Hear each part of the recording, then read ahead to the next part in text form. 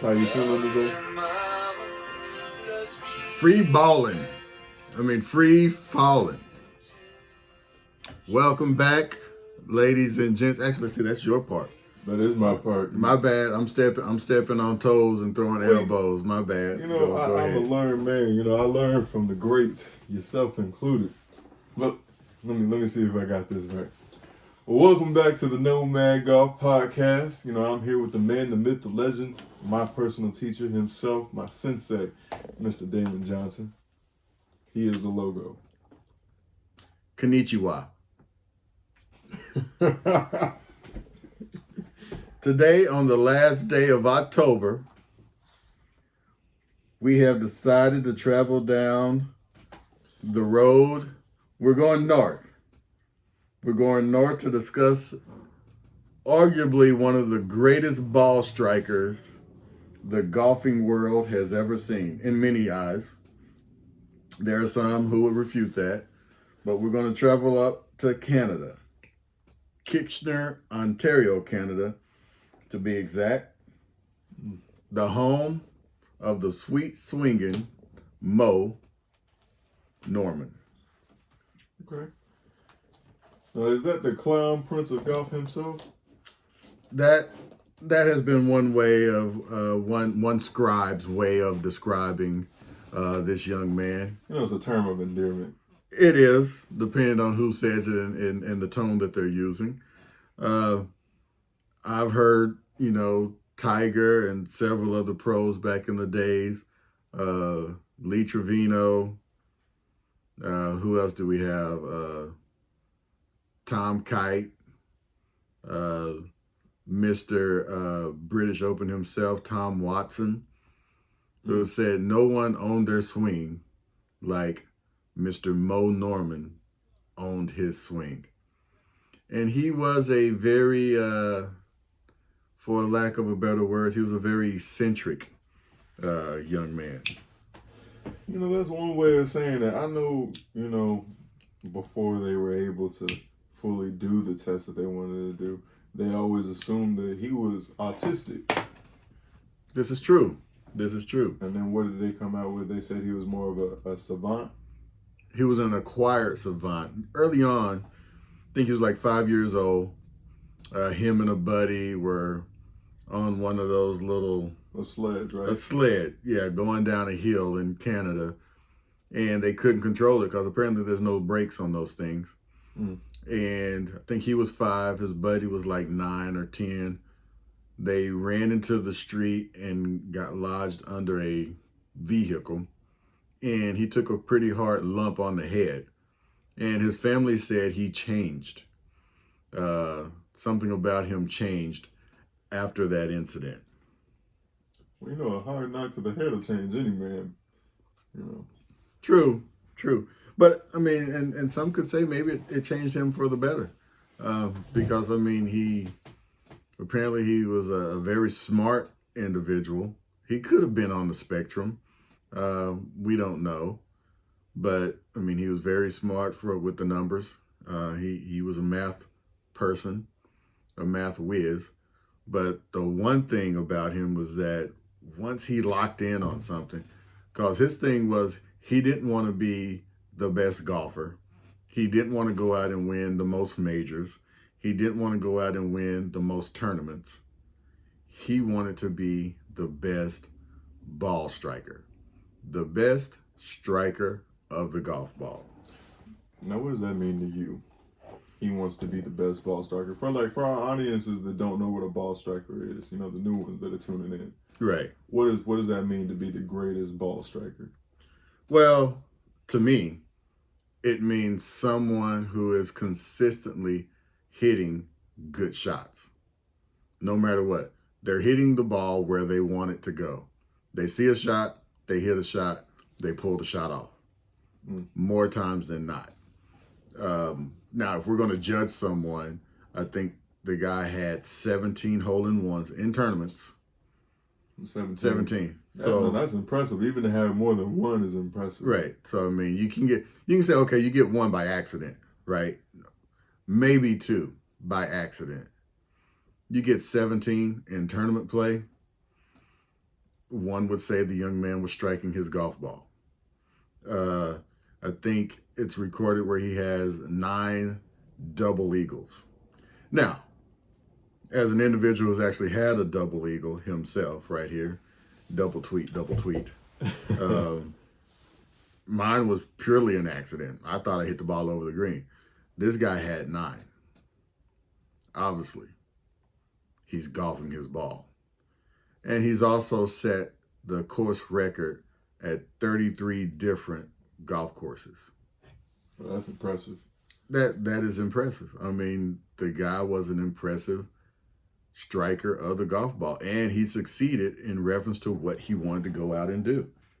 Now, there's rumors that, okay, hey, he played a year or so, or tried to play a year or so on the PGA Tour, and he was not treated the best by some of the pros because he was a little different. If it was a par 4 instead of, and it's driver pitching wedge, he would take pitching wedge driver. Because maybe to him, the game was too simple and the game was too boring. So he would do things outside of the norm in order, I guess, maybe to get those creative juices flowing for him. Okay. And another thing, which I think most golfers would admire, he was a particularly fast player. He didn't get over the ball, him and Han trying to figure out what shot to hit or whatever. See ball, hit ball, find ball, hit ball again. Boom. That was him. Now, obviously, if you've ever watched a PGA Tour tournament, or if you've ever played in a tournament on one of your munis or private courses, pace of play is huge. Well, for Mo, when things were getting a little slow, he'd sometimes maybe take a nap, lay down on the golf course. Yeah, he was tired. And obviously the traditionalists for that. Right, and the traditionalists of golf, though, that type of thing is frowned upon. Right? It's frowned upon. But I don't think he gets enough credit for his ability to strike the golf ball. Now, the one thing in some of the research that I saw, a lot of the videos I saw, he was just talking about hitting the ball straight. And then he talked about his grip and things of that nature. Well, he changed his grip over the years because he did have the Vartan grip. And then later on, he changed it to more of a baseball style grip where there was no overlapping and no interlocking of the pinkies or whatever. The hands were just right next to each other. And then he would grip the club in his right hand in the palm, not in the fingers. Now, was this his single plane? Yeah, this is the single plane swing. And he hit the ball straight. Wherever he aimed, he hit the ball. But as we know, a lot of golf courses, though, there may be some trees in the way, so you may have to bend the ball one way or the other. You may have to draw the ball. You may have to fade the ball. I haven't seen a lot on him drawing and fading the ball, but for him to be able to have 17 hole-in-ones and 9 double eagles, hold the record at 33 different golf courses, I can't imagine he was a one-shot pony, meaning he only could hit the ball straight. Surely he could bend the ball if he needed to bend the ball. I haven't seen anything on it, but I can't imagine him not being able to. He could have been one of those people that says, the best way to get from point A to point B is straight through. True. I'm not going to argue with that. That probably perfected that swing that he's so famous for, And it's a good looking swing. He uses his lower body. He uses it well. May not have been the longest hitter of the ball, but it was straight. So you know where it's going. You're not going to be in the rough. And he truly owned his swing. And for most golfers, amateur, pro, whoever, the one thing you want to be able to say is that you own your swing. Is that when you go out to the golf course, there's no doubt you know exactly what your swing is going to do. It's just like your golf ball. You play your golf ball because you know what that golf ball is going to do when you play it. Whether it's a Pro V1, whether it's a Pinnacle Soft, whether it's a Callaway, whether it's a TaylorMade, whether it's a Bridgestone. You play that particular ball because you know what it's going to do off the driver as far as distance goes, And you know it's going to do most importantly around the greens with your short shots. Is it going to check up? Is it going to run out? You know these things, and that's why you play that ball. But a lot of us don't know what we have in our golf swing. We don't know until we go out to the range. And then sometimes we can't take Ranger Rick to the actual golf course. So for him to be able to wake up, I think it was Tiger Woods who said, when he woke up every morning, he knew he was going to hit great shots. He owned his swing. Without a doubt. I remember looking at something when he was, what was he? He was first invited over to the Masters. And who was it? Was it, Slamming Sammy Snead? Yep, Sam Snead gave him some advice on how to improve his stroke game. And what did he do? He stayed up all night improving it, and then I think it was one of those deals where he struck the ball well, but his putting wasn't that great. And then Sam saw him on the range hitting balls, and he told him, he's like, hey, you're coming down too steep on your long irons. You should hit your long irons like you hit a fairway would. So he stays out there, and they say he hit probably 500 or 600 balls until he finally got it. But his hands were so tore up from being out there hitting balls, he couldn't finish the round on Saturday. And this was back when there was no cut at the Masters.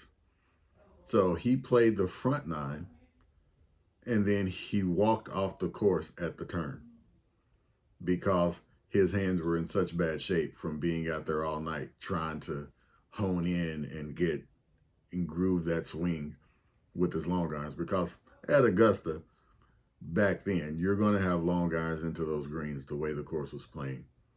And you wanted to hit the ball like Jack Nicklaus. You wanted to hit the ball with a high fade. I guess that was the shot. That's the standard. For the course back then. Now it's a little different because those guys are so long out there. The one thing it appears with, it goes back to with Mo Norman, Sam just made one little suggestion. And then boom, that all of a sudden that's his focus. Not that he's at the Masters and he's playing the Masters, the holy grail of golf at the time probably. Mm-hmm.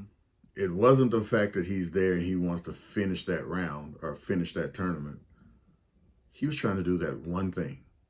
The one thing that Sam Snead told him, the one little technique that he told him he needs to work on that.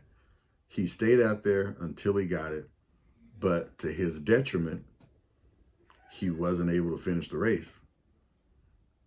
He figured it out, but he wasn't able to finish the race. And then, obviously, with the traditionalists in golf, that kind of thing was frowned upon. Obviously. But I think that's a great work ethic to have because, you know, you see a flaw in your game and he was like, rather than go and drink and party with the rest of the people that are playing the Masters at that time, he was like, I'm going to stay up all night and I'm going to improve my game so that I can be that much closer to the goal that I set for myself. Right, but do you want to give that up? Is it that you won the battle and lost the war, or would you rather win the war and lose the battle? I mean, we'd all rather win the war and lose the battle if need be, but nobody ever wants to lose the battle. But for him, I mean, for Mo, I don't even think he looked at it that way. I don't think he did. I mean, he lived differently. He was known to be authentic to himself, and, you know, he's one of those people that he was often discouraged by anybody and everybody that knew him on a personal level when he first started out. You know, you had his dad telling him to give up golf because it was a sissy sport, so-called.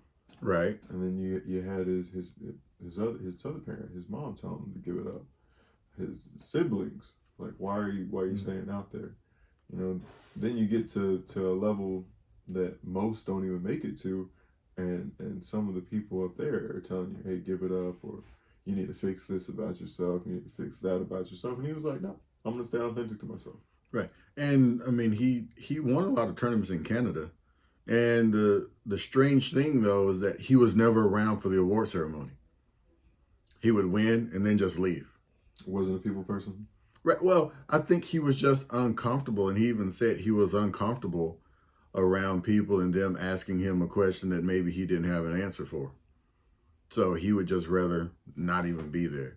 So, and I think it still goes to the fact that he said he didn't really care about the winning so much as the ball striking. But with him being such a prolific ball striker, the winning's going to come. And it did in Canada. He wasn't very comfortable in the United States because of how he felt he was treated. If he was embraced more, maybe if his personality and him being as eccentric as he was, if he was embraced more, I think people probably would have known his name. He would have been out here more because he would have found an ally out here on the PGA Tour.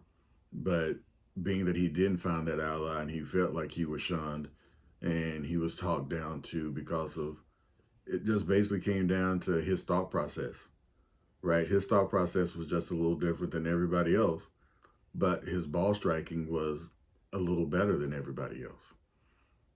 And you can't take one without having the other. It worked in Canada.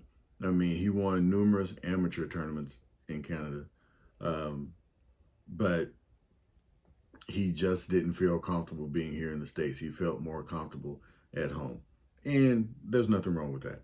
Yeah, Most people feel comfortable at home. If you can play, like, if you're going to play a game, if you're in sports, wouldn't you rather play a home game than an away game most of the time? Of course. So, and I think that was kind of one of the deals. That's where his level of comfort was. But make no mistakes about it. I mean, the guy could flat out golf his ball. I mean, he could. And it was really impressive. I just wish maybe he could have got a little more love on the PGA Tour and we could have had a little more footage of him playing over here. One of the things that they did say is when he did have the opportunity to play over here and he's playing against his idols, maybe the nerves got to him a little bit because he's playing against some of his idols, which that's normal. That's a human instinct.